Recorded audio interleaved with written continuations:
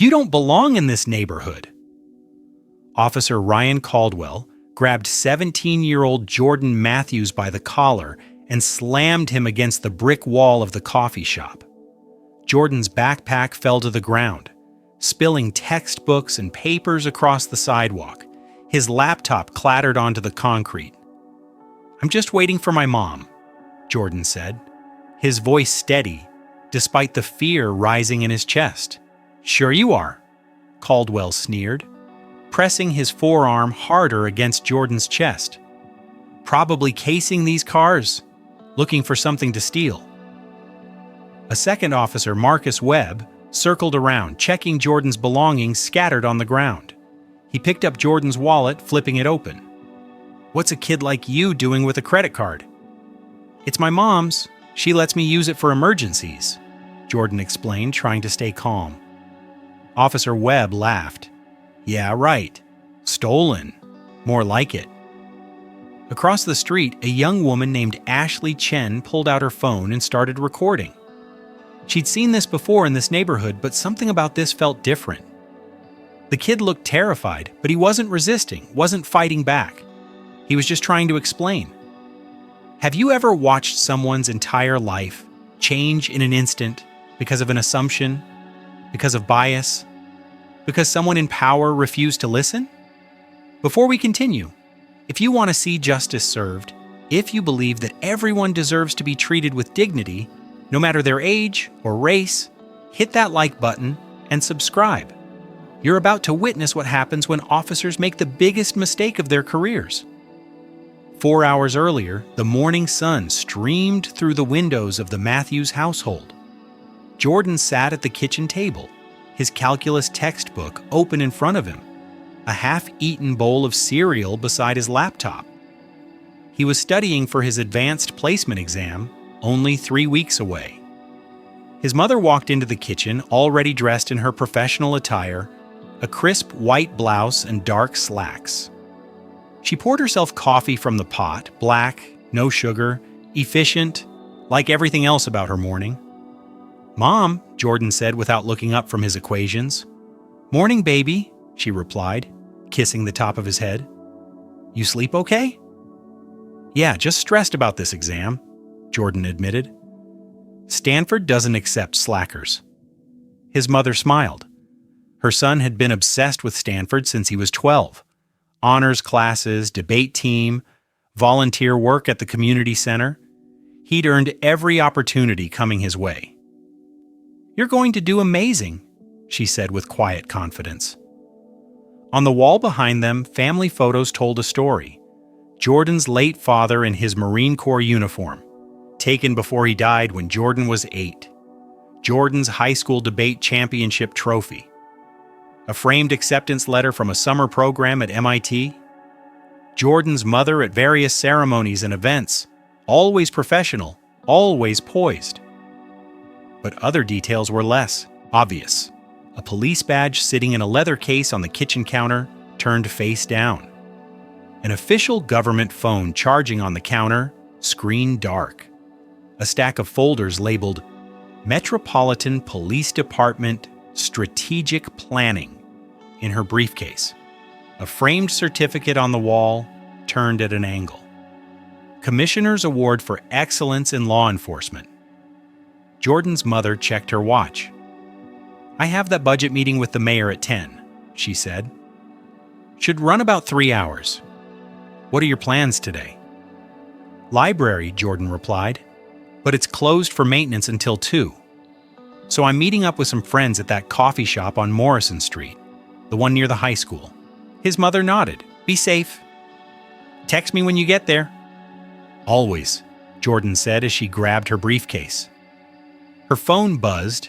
She glanced at the screen. A message from the mayor's office confirming the meeting. Another from her deputy chief about disciplinary hearings for 2 officers. Complaints of excessive force and racial profiling. She sighed. The department had problems, deep-rooted issues that she'd been trying to fix since taking office 18 months ago. But change was slow, especially when dealing with officers who'd been on the force for 20 years. Men who resisted every reform, every new policy, every attempt at accountability. "I'll be home by 6, she told Jordan. "Pizza night, your choice of toppings." Jordan grinned. Pepperoni and mushrooms, obviously. His mother smiled, grabbing her keys as she walked to the door. A government sedan was parked in the driveway, black, with tinted windows, official plates that read, "Calm 1. She didn't know that in 4 hours her son would be face down on a sidewalk in handcuffs. She didn't know that 2 of her officers would make a choice that would end their careers. She didn't know that her private life and professional duty were about to collide in the most public way possible. Jordan arrived at Morrison Street Coffee House at 11:15. The morning crowd had thinned out, leaving just a few people inside working on laptops. The coffee shop sat on a corner in a quiet, upscale neighborhood. Tree-lined streets, expensive cars parked along the curbs, historic brownstone buildings. He found a bench outside in the small courtyard area. It was a beautiful day, sunny with a light breeze, perfect for studying outside. He set his backpack down, pulled out his textbook, and settled in to review calculus formulas. His friends wouldn't arrive until noon, so he had 45 minutes to himself. Jordan was so focused on his work that he didn't notice the patrol car that rolled past slowly the first time, or the second time when it slowed down even more. Inside the patrol car, Officer Ryan Caldwell and Officer Marcus Webb were on their regular route. Both men were in their early 40s, both white, both with nearly 20 years on the force between them. Caldwell noticed Jordan on the bench. "Look at this," he muttered to Webb. Webb glanced over. "What?" "That kid," Caldwell said, nodding toward Jordan sitting outside Morrison Street Coffee. "He doesn't belong here." Webb studied Jordan for a moment. Black teenager, baggy jeans, hoodie, backpack. "Yeah, you're probably right. Probably casing the cars." There were no laws being broken, no suspicious activity, just a teenager doing homework on a public bench. But to Caldwell and Webb, Jordan's presence alone was enough. They'd both been flagged before in their personnel files, complaints from citizens, allegations of racial profiling, use of excessive force. Both men had been through mandatory sensitivity training twice. Both had been reprimanded with written warnings, but never suspended, never seriously disciplined. The department had protected them for years, old guard commanders who believed in backing the blue no matter what. But things were changing, new leadership, new policies, new accountability. And both Caldwell and Webb resented it. "Let's go have a conversation," Caldwell said, pulling the patrol car to the curb. Jordan looked up from his textbook when he heard the car door slam. 2 officers approached him, their hands resting on their belts, body language aggressive. "Afternoon," Jordan said politely. The way his mother had taught him, always be respectful, always stay calm, never give them a reason. Caldwell stopped a few feet away. "What are you doing here?" Jordan blinked, confused. "Studying, sir. I'm waiting for my friends." "Studying?" Caldwell's tone was skeptical. "Out here on a bench?" "The library's closed for maintenance," Jordan explained. "So I came here early to get some work done before my friends arrive. Is there a problem?" Webb stepped closer, looking at the textbook on the bench. "What school do you go to?" "Lincoln Prep," Jordan answered. "It's the magnet school across town." "Lincoln Prep," Webb repeated, looking at Caldwell with raised eyebrows. "That's the rich kids' school." "I'm on scholarship," Jordan said, feeling his stomach tighten. He'd been through this before, people assuming he didn't belong, questioning his presence in certain spaces. But never with police, never like this. Caldwell crossed his arms. "A scholarship, huh? What's a scholarship kid doing in this neighborhood?" "I told you," Jordan said, keeping his voice even. "I'm meeting friends at the coffee shop. I got here early, so I'm studying while I wait." "Where do you live?" Caldwell demanded. Jordan hesitated. He knew his rights. He didn't have to answer questions without cause. But he also knew that asserting those rights could escalate the situation. "I live on the north side with my mom." "North side?" Webb scoffed. "That's 15 miles from here." "You came all the way here just to meet friends at a coffee shop?" "Yes, sir," Jordan said. Caldwell's eyes narrowed. "Stand up. Let me see some ID." Jordan's heart rate increased, but he complied, slowly closing his textbook and standing up. He reached for his wallet in his back pocket, slowly, deliberately, keeping his hands visible. Webb tensed, hands moving toward his weapon. "Easy, I'm just getting my wallet," Jordan said, carefully. He pulled it out and handed it to Caldwell. Caldwell examined Jordan's school ID, driver's permit, and the credit card his mother had given him for emergencies. "Where'd you get this credit card?" "My mom gave it to me," Jordan said. "She's at work right now, but I can call her if you need to verify." "Your mom?" Caldwell handed the wallet to Webb. "Check this out." Webb looked at the credit card. It had Jordan's mother's name on it, Dr. Patricia Matthews. "Interesting," he said. "How does your mom afford to give you credit cards and send you to fancy prep schools?" "She works hard," Jordan said, his jaw tightening. "Doing what?" Caldwell asked. Jordan paused.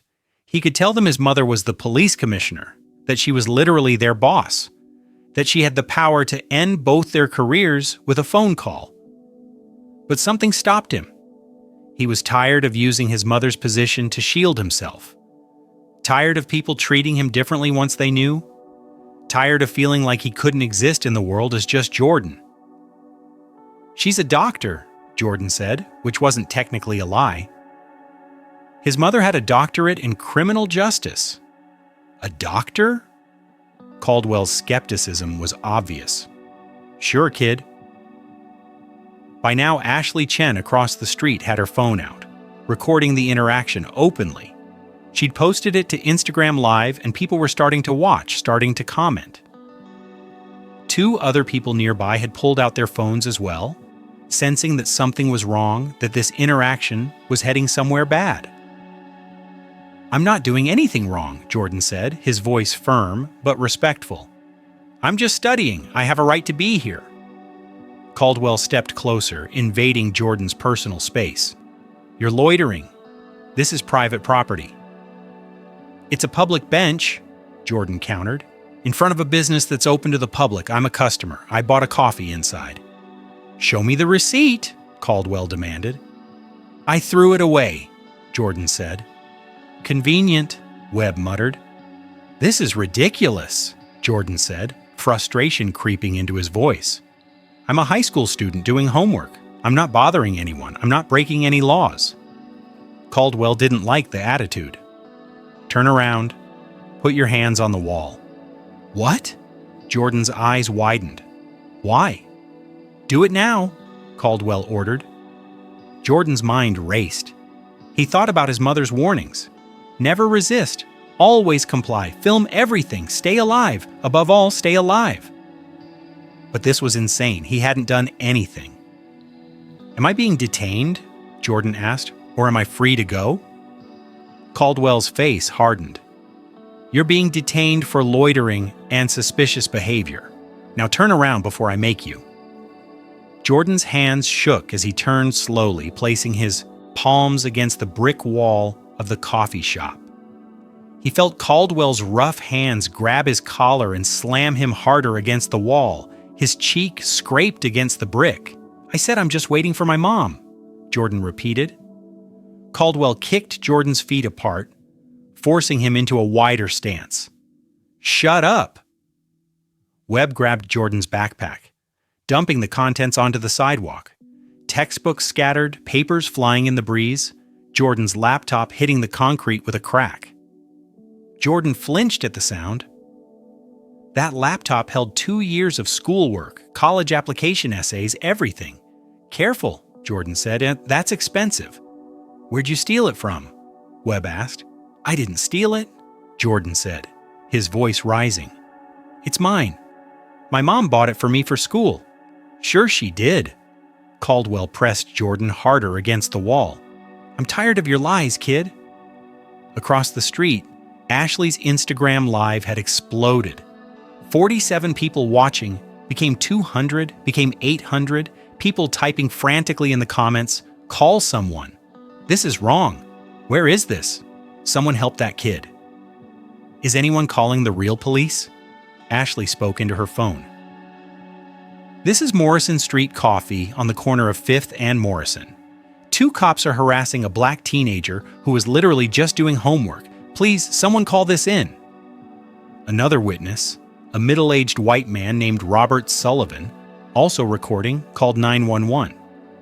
"Yes, I'm witnessing what appears to be police harassment of a minor at Morrison Street Coffee. The kid wasn't doing anything wrong, he was just sitting there studying." Inside the coffee shop, the manager, Lydia Park, came outside. "What's going on, officers?" Caldwell didn't turn around. "Police business, ma'am. Go back inside." Lydia looked at Jordan, then at the officers. "Is this about loitering? Because he bought a coffee earlier. He's a paying customer. He's allowed to be here." "That's not your concern," Webb said. "Actually, it is," Lydia said firmly. "This is my shop, and he's my customer, and I'm telling you he has permission to be here, so he's not loitering." Caldwell finally turned to look at her, his face red. "Ma'am, I suggest you go back inside before I cite you for interfering with a police investigation." Lydia pulled out her phone. "I'm calling your supervisor." "Go ahead," Caldwell said, smirking. "Call whoever you want." Webb pulled out handcuffs. "We're taking you in, kid." "For what?" Jordan demanded. "I haven't done anything." "Resisting arrest," Webb said. "I'm not resisting anything," Jordan protested. "You can't just arrest me for sitting on a bench." Webb yanked Jordan's arms behind his back roughly. The metal cuffs bit into Jordan's wrists, too tight, deliberately painful.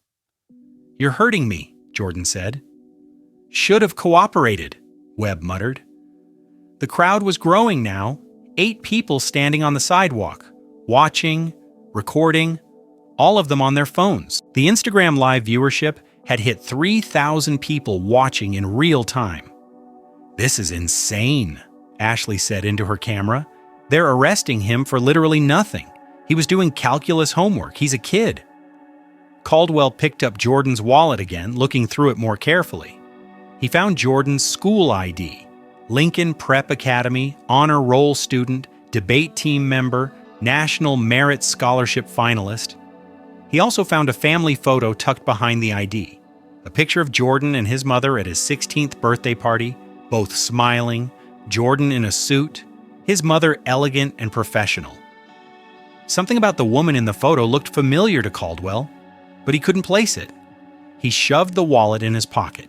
"Evidence." "You can't take that," Jordan said. "That's my property." "It's evidence in a criminal investigation," Caldwell said. "What criminal investigation?" Jordan's voice cracked. He felt tears stinging his eyes, but he refused to let them fall. Not here. Not in front of these officers. Not on camera. Webb radioed dispatch. "We're bringing in a juvenile suspect for questioning. Loitering and suspected theft."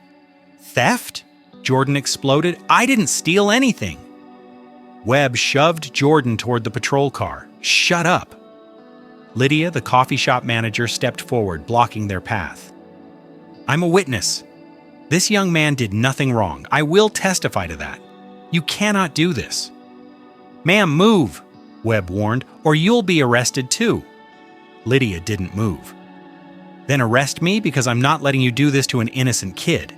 Caldwell pulled out his own handcuffs. "Fine. You want to be a hero?" "Wait, Robert Sullivan, the witness who'd called 911, stepped forward. "I'm an attorney. I'm also a witness, and I'm documenting everything, officers. I strongly advise you to reconsider your actions here." Caldwell hesitated for the first time, uncertainty crossing his face. Webb looked around at the growing crowd, at the phones pointed at them, At the Instagram live stream count, now showing 12,000 viewers, at the attorney who is calmly recording everything. Maybe we should call the sergeant, Webb muttered to Caldwell. No, Caldwell said stubbornly. We're handling this. The kid's lying about everything. Look at him. Jordan stood by the patrol car, handcuffed, head down, trying to breathe, trying to stay calm. His mother had prepared him for this moment, the talk that every black parent has with their child about police encounters. Stay calm, don't resist, say as little as possible, survive. But she'd also told him something else. If you're ever in trouble, if something ever happens and I'm not there, tell them who I am, tell them to call me. Jordan lifted his head. You need to call my mother, he said. We're not calling anyone. Caldwell opened the back door of the patrol car. Get in. Her name is Patricia Matthews, Jordan said louder. Call her right now. Yeah, your mom, the doctor, Webb said sarcastically. Get in the car. Jordan planted his feet, refusing to move. His voice rose, desperate now. Call the police commissioner. Call Commissioner Matthews. She's my mother. The words hung in the air for a moment. Then Caldwell laughed. The police commissioner? Right, kid. Nice try. I'm serious, Jordan said. Call her. Her cell number is in my phone. Call her right now. Webb shook his head. This kid's delusional. Ashley across the street heard Jordan's words. Her eyes went wide. She quickly Googled Police Commissioner Metropolitan Police Department. The search results loaded. Commissioner Dr. Patricia Matthews, appointed 18 months ago, first female commissioner in department history, doctorate in criminal justice, previously served as deputy commissioner, known for reform initiatives. Ashley clicked on images. Her breath caught. The woman in the photos was the same woman from the family photo in Jordan's wallet. Same smile, same elegant features. Oh my God, Ashley whispered into her Instagram live. Guys, I just Googled it. That kid is telling the truth. His mom is the police commissioner. The comments exploded. No way. Those cops are done. Call her. Someone call her now. This is about to get insane. Robert Sullivan, the attorney, also pulled out his phone and Googled the same information. His face went pale. Officers, he said carefully, I really think you should verify the young man's claim. Caldwell ignored him, shoving Jordan toward the car interior. Enough games, get in. Jordan struggled, pulling back. You're making a mistake. Call my mother now. Caldwell grabbed the back of Jordan's neck, forcing him down into the car seat. Stop resisting. At that exact moment, 3 blocks away inside City Hall, Commissioner Patricia Matthews sat in a conference room with the mayor, the deputy mayor, the city budget director, and 3 city council members. They were discussing the police department's budget request for the next fiscal year. Commissioner Matthews was presenting her case for increased funding for community policing initiatives, body camera upgrades, and de-escalation training programs. If we want to reduce complaints and lawsuits, she said, we need to invest in prevention. That means better training, better equipment, and better accountability. One of the council members, a man named Richard Foster, leaned back in his chair. With all due respect, Commissioner, your reform agenda has been expensive, and we haven't seen significant results.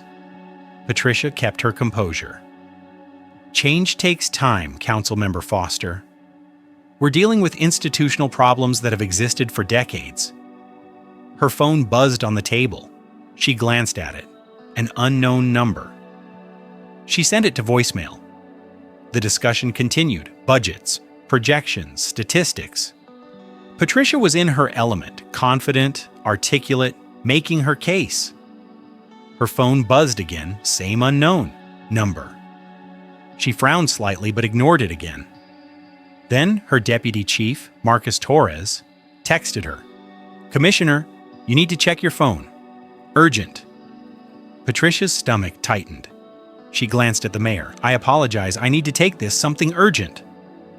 The mayor nodded. Go ahead. Patricia stepped out of the conference room into the hallway and called her deputy chief. "What's going on?" "Ma'am, we have a situation," Torres said, his voice tense. "Two of our officers have detained a juvenile at Morrison Street coffee shop. It's on social media blowing up. 20,000 people watching live." Patricia felt irritated. "We deal with situations all the time, Marcus. Why are you calling me in the middle of a budget meeting?" "Ma'am," Torres hesitated, "the juvenile claims to be your son." Everything stopped. Patricia's heart hammered in her chest. "What did you say?" "The kid says his name is Jordan Matthews. Says you're his mother." "Ma'am, is that true?" Patricia's professional composure shattered. "Where is he? What happened? Is he hurt?" "He appears unharmed, but he's in custody. In handcuffs, ma'am." "What do you want me to do?" Patricia's voice went cold and sharp. "Get me the names of those officers right now, and dispatch a supervisor to that location immediately. I'm on my way." "Officers Ryan Caldwell and Marcus Webb," Torres said. "Both have prior complaints in their files, ma'am." "I've already dispatched Sergeant Kim to the scene, and I've ordered them to release the juvenile immediately." "Tell them not to move," Patricia said. "Tell them to stay exactly where they are. I'll be there in 4 minutes." "Ma'am," Torres said carefully, "this is being live-streamed. There are over 30,000 people watching right now." "Good," Patricia said. "Let them watch." She ended the call and strode back into the conference room, her face a mask of controlled fury. "Mr. Mayor, council members, I apologize, but I have an emergency. I need to leave immediately." The mayor stood. "Is everything all right, Commissioner?" "No," Patricia said. "It's not, but it will be." She grabbed her phone and briefcase. "I'll have my deputy chief send over the complete budget proposal. We'll reschedule this meeting." She was out the door before anyone could respond. Her heels clicked sharply against the marble floor as she speed-walked to the elevator. Her driver was waiting downstairs, engine already running. "Morrison Street Coffee," she told him. "Now, lights and sirens." "Ma'am," the driver said, hesitating. "That's only 6 blocks away. We can be there in—" "I don't care," Patricia interrupted. "Use the lights and sirens. I want those officers to hear me coming." The black sedan tore out of the City Hall parking garage, emergency lights flashing, siren wailing.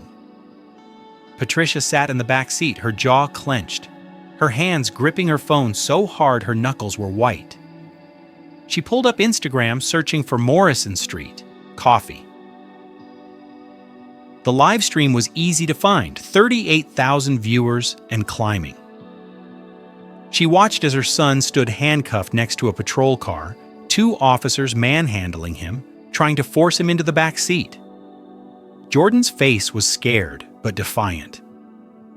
Patricia watched Officer Caldwell grab Jordan's neck and shove him downward. White-hot rage flooded through her. The sedan screamed through downtown traffic, other cars pulling over to let them pass, the siren echoing off buildings, people on sidewalks turning to look. Patricia's phone rang, her deputy chief again. "Ma'am, Sergeant Kim has arrived on scene. She's ordered the officers to release Jordan, but they're refusing." "What?" Patricia's voice was deadly quiet. "Caldwell is claiming that Jordan resisted arrest and that releasing him would compromise their investigation.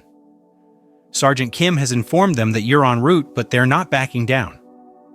Patricia closed her eyes for a moment, forcing herself to breathe. "Tell Sergeant Kim to secure the scene, ensure Jordan's safety, and make sure those officers don't go anywhere. I'll be there in 90 seconds. The sedan turned onto Morrison Street, and Patricia saw the scene. A crowd of people, maybe 30 or 40 now, phones out watching, 2 patrol cars, a coffee shop manager arguing with the officers, Sergeant Kim trying to mediate, and Jordan, her baby, her son, still in handcuffs. The sedan came to an abrupt stop, and Patricia was out before it fully halted. She walked toward the scene with purpose. Every person present turned to look at her. Some people recognized her immediately, gasps and whispers rippling through the crowd. The Instagram live chat exploded. Is that her? That's the commissioner. Oh, those cops are so fired. This is incredible. Ashley whispered into her phone. Guys, the police commissioner just arrived in an official car. This is really happening. Officer Caldwell saw Patricia approaching, and his face went pale. He finally recognized her from department meetings, from press conferences, from the photo in Jordan's wallet. "Commissioner," he stammered, we didn't know." Patricia walked directly to Jordan, ignoring Caldwell completely. "Are you hurt?" she asked, her voice soft. Only for him. "I'm okay, Mom," Jordan said, but his voice shook. Patricia gently touched his face, examining the scrape on his cheek from where he'd been shoved against the wall. Her eyes hardened. She turned to Sergeant Kim. "Uncuff him now." Sergeant Kim immediately moved toward Jordan, producing a handcuff key, but Caldwell stepped forward. "Wait, Commissioner, we have probable cause." Patricia's head snapped toward him. "Probable cause for what, Officer Caldwell?" "Loitering and," Caldwell faltered, "and suspected theft." "My son, Jordan Matthews," Patricia said, her voice carrying across the entire scene, "is a 17-year-old honor student at Lincoln Prep Academy. He has a 4.0 GPA. He's on the debate team. He volunteers at the community center, and he has never been in trouble with the law in his entire life." She stepped closer to Caldwell. He was sitting outside a coffee shop where he is a paying customer, doing calculus homework while waiting for his friends. "So tell me, officer, exactly what probable cause did you have?" Caldwell's mouth opened and closed, no words coming out. "He matched the description," Webb tried weakly. "Of what?" Patricia asked. "A teenager studying?" "He seemed suspicious," Webb insisted. Patricia turned her withering gaze on Webb. "Suspicious how, Officer Webb? Because he's black? Because he was in a neighborhood you decided he didn't belong in?" "That's not... We were just doing our jobs," Webb protested. "Your jobs," Patricia's voice rose slightly, "do not include harassing innocent minors, do not include racial profiling, do not include violating citizens' constitutional rights." Sergeant Kim had freed Jordan from the handcuffs. Jordan rubbed his wrists, wincing at the red marks left by the too tight metal. Patricia put her arm around her son, pulling him close. "Are you sure you're okay?" Jordan nodded, but Patricia could feel him trembling. She looked at the crowd, at the phone still recording, at Ashley's Instagram live stream, now reaching 67,000 viewers. She took a breath and addressed the crowd. "I want to apologize on behalf of the Metropolitan Police Department for what you've witnessed here today. This should never have happened, and I promise you there will be accountability." She turned back to Caldwell and Webb. "Officer Caldwell, Officer Webb, you are both suspended effective immediately pending a full internal affairs investigation. Surrender your weapons and badges to Sergeant Kim right now." "Commissioner," Caldwell said, panic in his voice. "Please, you don't understand. He was—" "Save it," Patricia interrupted. "I've seen the live stream.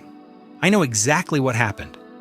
You racially profiled my son, you violated his rights, you used excessive force, and you did it in front of thousands of witnesses. Now surrender your badges." Webb's hands shook as he unclipped his badge. Caldwell stood frozen. "I won't ask again," Patricia said. Caldwell finally moved, removing his badge and weapon. He handed them to Sergeant Kim, his face ashen, his 20-year career ending in front of a crowd on a sunny afternoon because he'd made assumptions about a teenager doing homework. Patricia pulled out her phone and made a call. "This is Commissioner Matthews. I need internal affairs at Morrison Street Coffee immediately. I also need a media liaison, and I want a full report on Officers Caldwell and Webb, every complaint, every incident, every warning. I want it on my desk in 2 hours." She hung up and looked at the crowd again, many of whom were still recording. "To everyone who witnessed this and everyone watching online, thank you for documenting what happened here. Transparency and accountability are the only way we can fix our broken systems. Your voices matter." Ashley called out from across the street, "Commissioner, is Jordan going to be okay?" Patricia looked at her son, then back at Ashley. "He will be," she said. "And because of what happened today, and because you all stood witness, we're going to make sure this doesn't happen to other kids." Robert Sullivan, the attorney, stepped forward.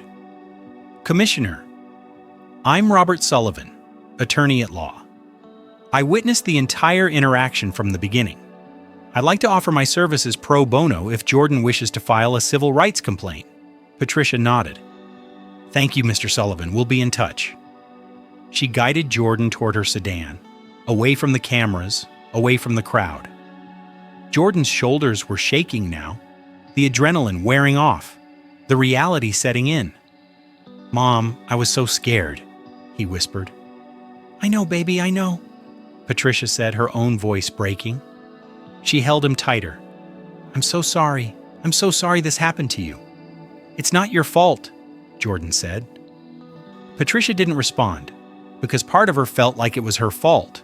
She'd spent 18 months trying to reform the department, trying to root out the exact kind of officers who just terrorized her son, and she'd failed to protect him. They got into the sedan, and the driver pulled away from the scene. Behind them, the crowd was still gathered, still processing what they'd witnessed. Caldwell and Webb stood with Sergeant Kim, both men's careers in ruins. Inside the car, Jordan finally let the tears fall, silent at first, then deep, shaking sobs. Patricia held him, stroking his hair, whispering reassurances that everything would be okay. But she knew the truth. It wouldn't be okay, not for a long time.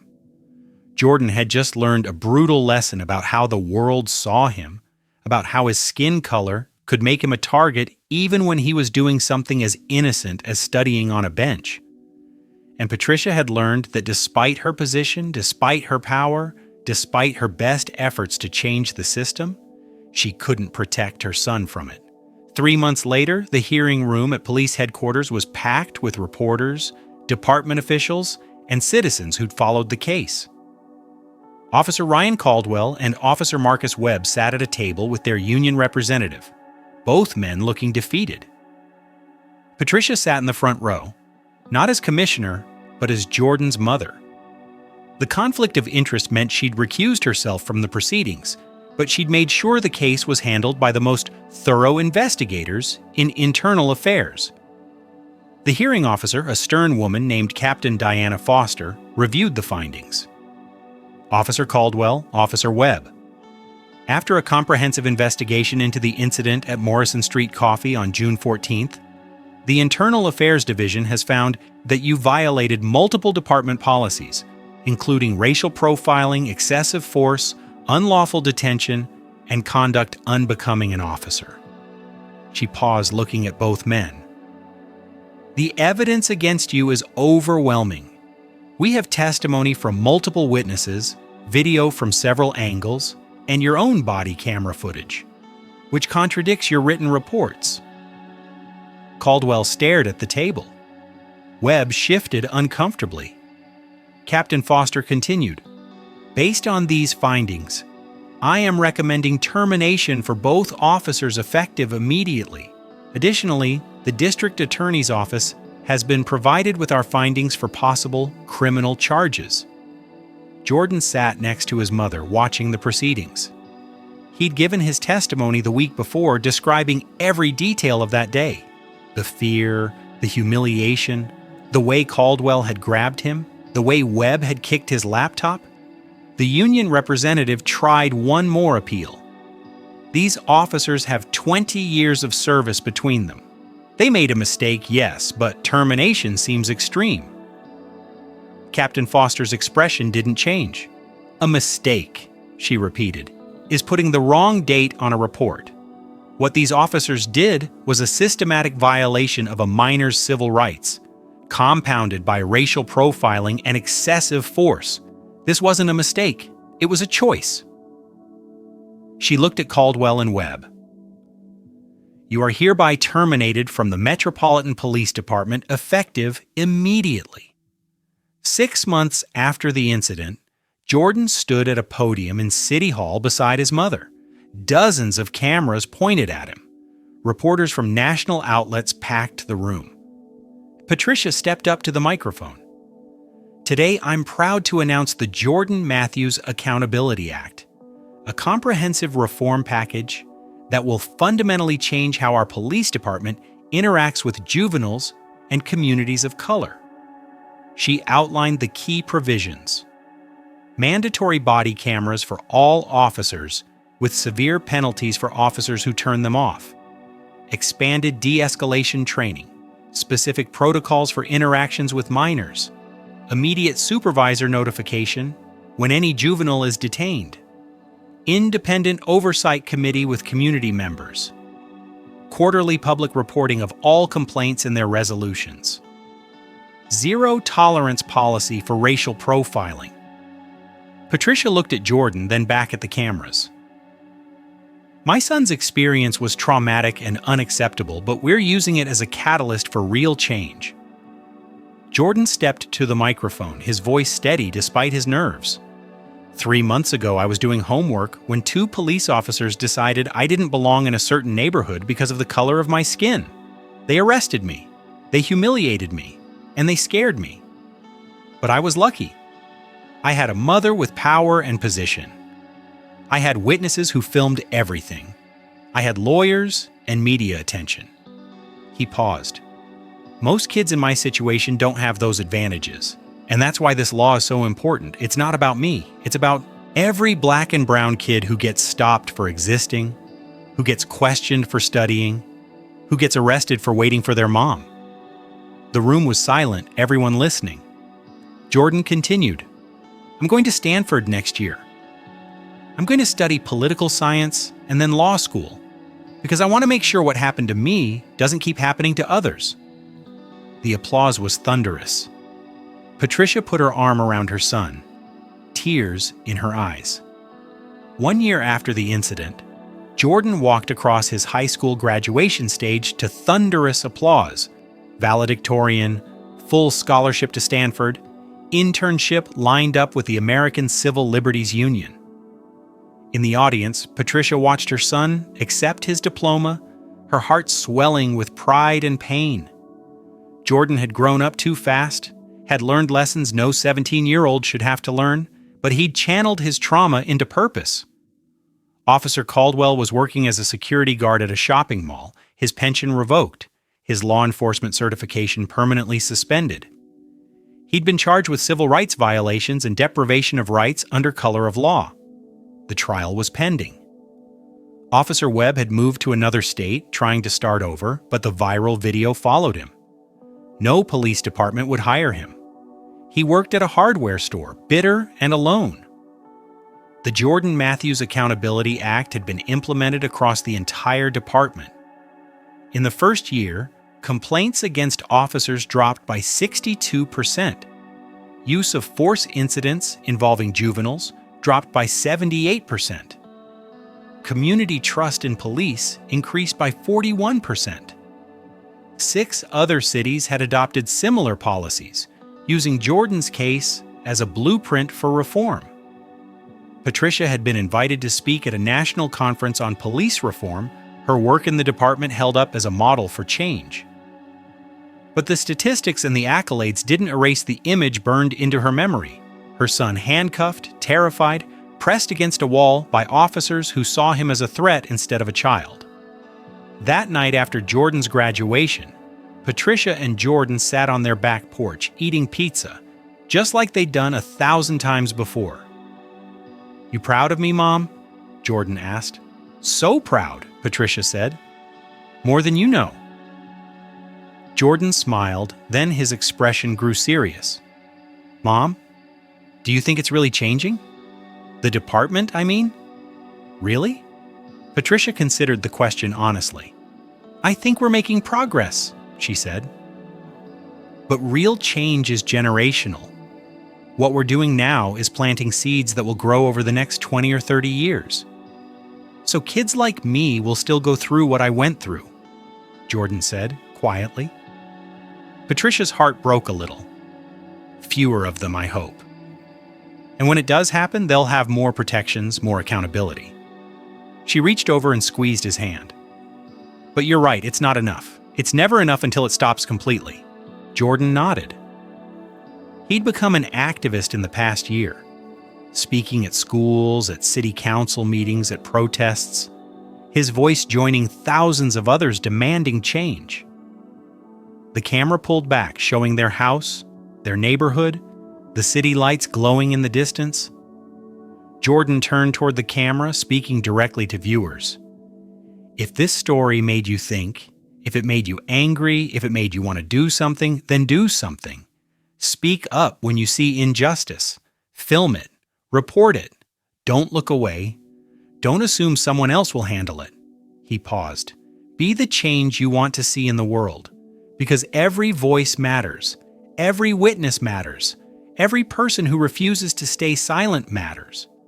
Patricia added, and remember, behind every statistic, every news story, every viral video is a real person, a real family, a real life changed forever. Treat people with dignity, respect their humanity, and demand that those in power do the same. If this story moved you, if you believe that every child deserves to feel safe in their own community, hit that like button and subscribe. Share this story with someone who needs to hear it, because Jordan's story isn't unique. It's one of thousands that happen every single day. And the only way we change that is together, with accountability, with courage, and with the refusal to accept injustice as normal. 1 year after the incident, gang activity had decreased 73% in the community where Jordan was arrested. 4 officers had been terminated for misconduct. 89 officers had completed enhanced de-escalation training.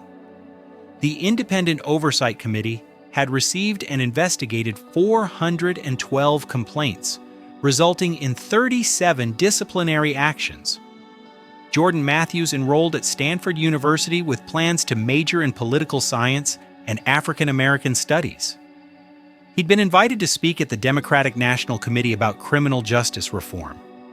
He'd written an op-ed for the New York Times titled, "I Was Arrested for Studying While Black," that had been read by over 3 million people. Officer Ryan Caldwell pled guilty to deprivation of rights under color of law. He received 2 years probation and was permanently banned from law enforcement. His marriage ended, his reputation destroyed. Officer Marcus Webb fought the charges but was convicted at trial. He received 18 months in federal prison and a $10,000 fine. Ashley Chen, the young woman who live-streamed the incident, became a citizen journalist covering police accountability issues. Her following had grown to over 200,000 people. Robert Sullivan, the attorney who witnessed everything, represented Jordan in a civil rights lawsuit. The city settled for $1.2 million, which Jordan donated to a scholarship fund for students impacted by police violence. Lydia Park, the coffee shop manager who stood up to the officers, was recognized by the Mayor with a Civic Courage Award. She'd become friends with Jordan and Patricia, mentoring Jordan through his college application process. The final scene showed Jordan on Stanford's campus, walking to class, his backpack over his shoulder, sunlight filtering through the trees. He looked at peace, confident, a young man who'd survived trauma and turned it into purpose. He pulled out his phone and texted his mother. "Made it to class. Love you." Patricia, sitting in her office at police headquarters, smiled at the message. "Love you too, baby. So proud of you." She looked at the framed photo on her desk. Jordan in his graduation gown, holding his diploma, smiling despite everything, despite the trauma, despite the fear, despite learning too young how cruel the world could be.